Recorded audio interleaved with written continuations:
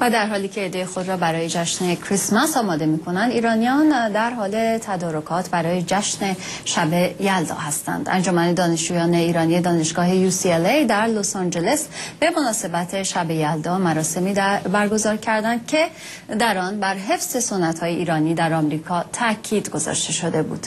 البته این گونه مراسم در آمریکا نه دقیقاً در شب موعود بلکه در حوالی آن و معمولاً در نزدیکترین روز تعطیل هفته برگزار میشه. همکارم افشین گرگین از لس آنجلس گزارش میده.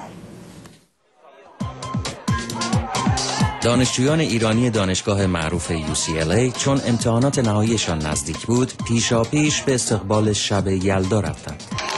بازی تخت نرد، ورق بازی، انار، آجیل، خوراکی‌های گوناگون، شیرینی، زولبیا و بامیه.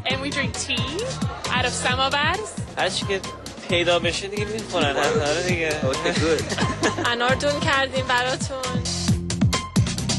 انجمن دانشجویان ایرانی دانشگاه UCLA سالهاست که با برگزاری جشن‌ها و جلسات مختلف کوشیده است به بزرگداشت فرهنگ ایران بپردازد و گوشه‌هایی از آداب و سنن ایرانی را به آمریکاییان معرفی کند. یاسی چهرودی، مسئول فعلی انجمن دانشجویان ایرانی دانشگاه UCLA درباره برگزاری شب یلدا میگوید: امشب برای همه دانشجویان هستن که بیان بشینیم، گپ بزنیم، غذا بخوریم، یکم دور هم باشیم، بعد کارهای ایرانی را هنوز توی آمریکا بفهمیم و کارهای فرهنگی را هنوز به خودمون نگه داریم. اما برای دانشجویان ایرانی که در آمریکا زندگی می‌کنند، برگزاری مراسمی مانند شب یلدا چه اهمیتی دارد؟ بلکه یادشون نره کارهای ایرانی رو، بعد فرهنگ ایرانی رو، بعد بیشتر اینا که میان خودشون هم نمیدونن یعنی چرا شب یلدا داریم، از کجا آمده. بیتا مسئول روابط عمومی انجمن دانشجویان ایرانی دانشگاه UCLA است. بیتا در آمریکا زاده شده و خاطره ای از شب نشینی های طولانی ترین شب سال را ندارد.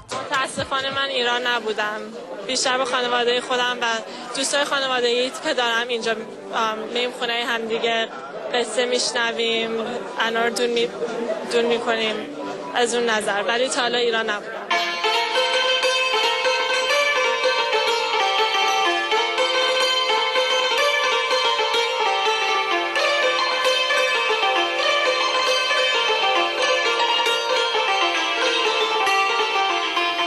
اما همه دانشجویانی که در این مراسم شرکت کردند زاده آمریکا نیستند.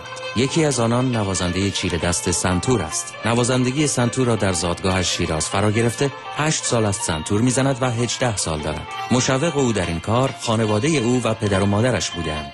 مسلماً بزرگ شدن توی خانواده‌ای که خب همشون هنردوست هستن و اهل هنر باشن خیلی به نظر من مشوق خیلی خوبی بوده. به غیر از اون پدر و مادرم هم خیلی مؤثر بودن. نقش پدران و مادران این دانشجویان در علاقمند کردن آنان به آداب و سنن ایرانی اهمیت بارزی دارد. مادر یکی از دختران دانشجو که در تدارک وسایل شب یلدا به دانشجویان کمک کرده میگوید که از دیدن این جوانان که چنین با شوق شب یلدا را جشن گرفتند لذت میبرد. به نظر من بهترین لذت زندگی دیدن یکی از همین چیزاست.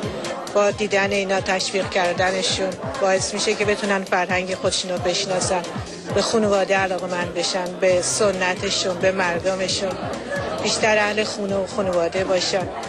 به نظر من بالاترین لذت برای پدر مادره که بتونن این چیزا رو ببینن و بتونن تشویق کنن که بچه‌هاشون بشناسن فرهنگ و مردم و با اینکه دور از وطن هستن بازم آشنا باشن با تمام فرهنگ و سنت. آیدا دختر این خانم ایرانی است. او در آمریکا به دنیا آمده است و مانند اغلب همنسلان خود در خانه به زبان مادری فارسی و در مدرسه و اجتماع به انگلیسی صحبت می کند. اسمم آیدا، من در انجمن دانشجویان ایرانی کالچر چر هستم. Setting up these events شب یلدا، نوروز، چهارشنبه سوری، 13 در مهرگان. Our goal is to just get to know one another and really spread the Iranian culture among not only Iranians but non-Iranians as well. نظیر مراسم شب یلدای دانشجویان دانشگاه UCLA در دانشگاه‌های دیگر کالیفرنیا و ایالت‌های دیگر آمریکا نیز برگزار می‌شود.